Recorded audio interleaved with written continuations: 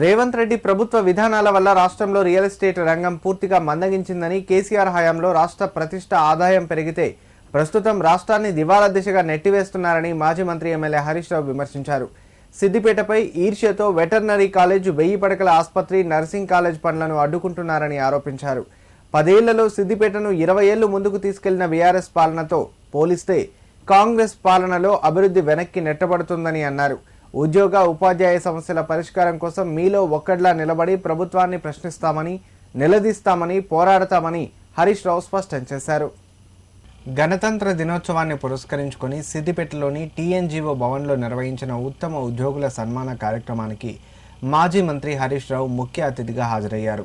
ఈ సందర్భంగా ఉత్తమ సేవలు అందించిన ఉద్యోగులు, 10వ తరగతిలో అత్యుత్తమ మార్కులు సాధించిన విద్యార్థులను ఆయన ఘనంగా సత్కరించారు. ఈ సందర్భంగా హరీష్ రావు మాట్లాడుతూ, రాష్ట్రంలో ఎక్కడా లేని విధంగా సిద్దిపేటకు సొంత ఎన్జిఓ భవన్ ఉండడం ఒక ప్రత్యేకతగా పేర్కొన్నారు.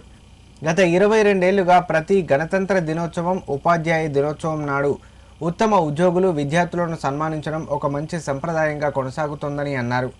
ఈ కార్యక్రమాల్లో ప్రతి ఏడాది పాల్గొనడం తనకెంతో ఆనందాన్ని కలిగిస్తుందని తెలిపారు. మంచి ఉద్యోగులను, ఉపాధ్యాయులను గౌరవించడం అంటే సమాజాన్నే గౌరవించినట్టేనని, మంచిని ప్రేమిస్తూ దానిని కొనసాగించడమే తమ లక్ష్యమని చెప్పారు. మంచి ఉపాధ్యాయులను, మంచి ఉద్యోగులను సన్మానించడం అంటే ఈ సమాజాన్ని సన్మానించడం, మంచిని ప్రేమించడం, మంచిని కొనసాగించే ప్రయత్నం చేయడం. ఏముంటుంది సన్మానం అంటే గడ్డేస్తం కావచ్చు, షాలు వర్తం కావచ్చు, కానీ ఒక గుర్తింపు, బాగా పనిచేశారు కనుక ఈరోజు ఈ సమాజం మిమ్మల్ని గుర్తించింది, ఈ భవన్ మిమ్మల్ని గౌరవించింది అంటే మీరు బాధ్యత పెరుగుతుంది. మీ సహచర ఉద్యోగుల్లో, ఉపాధ్యాయుల్లో కూడా నేను కూడా ఇలాంటి గౌరవాన్ని పొందాలనేటువంటి ఒక ఆలోచన రేకెత్తించి వాళ్ళు కూడా మంచిగా పనిచేయడానికి, బాగా సేవ చేయడానికి కూడా ఇలాంటి కార్యక్రమాలు ఎంతగానో ఉపయోగపడతాయి. చాలా మంచి కార్యక్రమం. బహుశా ఏ పట్టణంలోనైనా ఉందో లేదో నేనైతే పెద్ద గమనించలేదు, కానీ ఇది మన సిద్దిపేట ప్రత్యేకత, ఇది మన సిద్దిపేట గొప్పతనం అని చెప్పి కాంగ్రెస్ ప్రభుత్వం వచ్చి 2 నెలలు గడిచాయని, నిజమైన పాలన అంటే ఏమిటో ఇప్పుడు ప్రజలకు అర్థమైందన్నారు మాజీ మంత్రి హరీష్ రావు. కేసీఆర్ నాయకత్వంలోని బీఆర్ఎస్ ప్రభుత్వమే ఉద్యోగులకు గౌరవం ఇచ్చిందని, ఒకసారి 42%, మరోసారి 30% పీఆర్సీ ఇచ్చి మొత్తం 72% పీఆర్సీ అమలు చేసిందని గుర్తు చేశారు. నేటి ప్రభుత్వంలో ఉద్యోగ సంఘాల నాయకులు కనీసం పీఆర్సీ గురించి అడిగే పరిస్థితే లేదని, ప్రశ్నిస్తే ఏసీబీ దాడులతో భయపెడుతున్నారని ఆరోపించారు.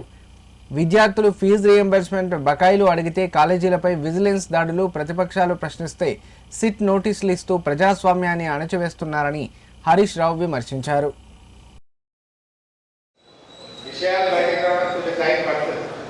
సమాజం అర్థం చేసుకోవడానికి కొంచెం టైం పడుతుంది.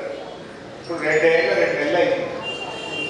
2 నెలల తర్వాత ఇప్పుడు పాలేమో నీళ్ళు ఎన్నుతేంటి, అరే కేసీఆర్ బాగుంటాయని కట్టి అందరూ యాడ్ చేస్తున్నారు. ఎంత మంచి పీఆర్సీ, ఒకసారి 42%, ఒకసారి 30% ఒకసారి. కేసీఆర్ గారు 42, 30, 72% పీఆర్సీ ఇచ్చింది.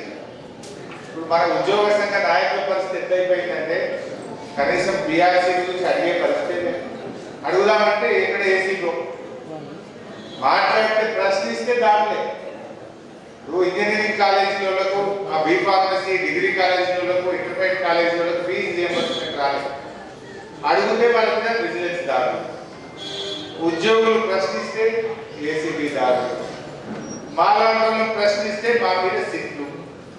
ఎట్లా తయారైపోయిందంటే ప్రశ్నించే గొంతుల మీద ఈరోజు ప్రజాస్వామ్యం మీద దాడి జరుగుతాం. అయితే ఇందాక మా మిత్రులు మాట్లాడుతూ పైసలు లేవంటున్నారు, కోసుక తినమంటున్నారు అన్నారు. ఇది కూడా సత్యదూరమైనది. మీకు తెలవాల్సింది ఏంటంటే ఈ 2 సంవత్సరాల 2 నెలల్లో 95,000 కోట్ల రూపాయల కాంట్రాక్టులు పిలిచి అవార్డు చేశారు. 95,000 కోట్ల కాంట్రాక్టులకు టెండర్లు పిలిచినారు, అవార్డులు పాస్ చేసినారు, పనులు జరుగుతూ ఉన్నాయి. 30,000 కోట్ల రూపాయలు కమిషన్ల కోసం బడా కాంట్రాక్టర్లకు బిల్లులు చెల్లించారు. 30,000 కోట్లు. డబ్బులు లేక కాదు, మనసు లేక పంచాయి. 1,00,000 కోట్ల రూపాయలతో మూసీ సుందరీకరణ అనే ఒక కార్యక్రమాన్ని ముఖ్యమంత్రి గారు ప్రారంభించారు. 1,00,000 కోట్ల రూపాయలతో ఫ్యూచర్ సిటీ అనే కార్యక్రమాన్ని ప్రారంభించారు.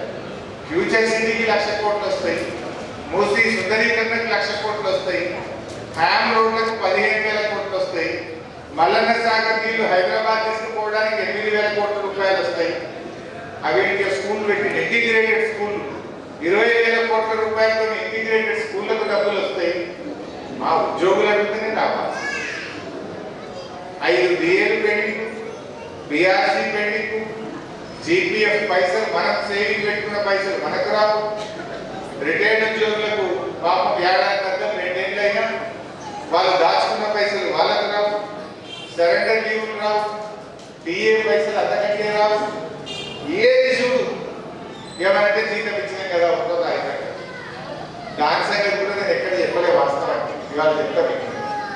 మళ్ళీ గొప్పతనమే లేదు తెలవాలి. నేను ఫైనాన్స్ మినిస్టర్గా పనిచేసాను. అప్పుడు బీఆర్ఎస్ గవర్నమెంట్ ఉన్నప్పుడు రిజర్వ్ బ్యాంక్ ఏంటంటే ఓడి అని ఇస్తుంది రాష్ట్ర ప్రభుత్వాలకు, ఓవర్ డ్రాఫ్ట్. ఒక 15 రోజుల కోసం ఓడి పోయి పైసలు వాడుకునే ఫెసిలిటీ ఉంటుంది. ఆ బీఆర్ఎస్ గవర్నమెంట్ ఉన్నప్పుడు మన తెలంగాణ రాష్ట్రానికి ఉన్న ఓడి 1400 కోట్లు. వీళ్ళ అదృష్టానికి ఏమైందంటే ఈ గవర్నమెంట్ వచ్చినాక 2024 మార్చి 31వ తేదీ అంటే వీళ్ళు వచ్చినాక 4 నెలలకే ఈ ఓడి లిమిట్స్ దేశవ్యాప్తంగా పెంచింది. తెలంగాణ ఓడి 1400 పోయి 2,400 కోట్లు అయింది. 2,400 కోట్లు కావడం వల్ల చేయింది. 31 నాటి 2,400 తీసుకుంటున్నాం, 10 తారీఖు వరకు ఓడి పెట్టుకున్నాం. ఇలా వీళ్ళు చేసిన గొప్పతనం కానీ ఘనకార్యం కానీ. ఆ రోజు ₹1 జీతం ఆగింది లేదు. ఆ రోజు నేనున్నప్పుడు బీఆర్సీలు కానీ, ఆ రోజు జీపీఎఫ్లు కానీ, సరెండర్ లీవ్లు కానీ బీఆర్ఎస్ సమయంలో కూడా మా ఆదిరెడ్డి సార్ అప్పుడే రిటైర్ అయిన అనుకుంటారు. ఆదిరెడ్డి సార్ లెక్క 18,000 మంది ఉద్యోగులు రిటైర్ అయితే ఆ రోజు 18,000 మంది ఉద్యోగులు రిటైర్ అయితే కొంతమందికి 15 రోజులు ఇచ్చినాం, కొంతమందికి నెలలు ఇచ్చినాం. 2 నెలల లోపల ₹1 లేకుండా వాళ్ళకి ఆ రోజుల్లో పెట్టి ఎవరు హైదరాబాద్ రాలే, పైరు లేదు. ఇలా కాంగ్రెస్ గవర్నమెంట్ కమిషన్ ఇస్తే తప్ప రిటైర్మెంట్ బెనిఫిట్స్ వస్తలేదు, కోర్టుకు పోతే తప్ప రిటైర్మెంట్ బెనిఫిట్స్ వస్తలేదు. ఇవాళ డిఏలు రావు, బిఆర్సీ ఊసే లేదు, సరెండర్ లీవ్ రావు, డిఏపీలు రావు, మన గ్రూప్ ఇన్సూరెన్స్ డబ్బులు రావు. పరిస్థితి అందరికీ అర్థమైపోయింది. సో విషయాలు మెల్లమెల్లగా అర్థమైంది.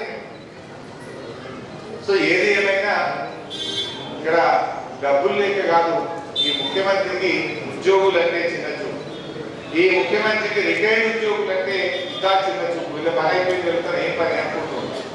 కానీ రేపు ఈ రిటైర్డ్ ఉద్యోగులే మీ లెక్క చేస్తారు, ఈ ఉద్యోగులే రేపు మీ సంగతి చెప్తారు.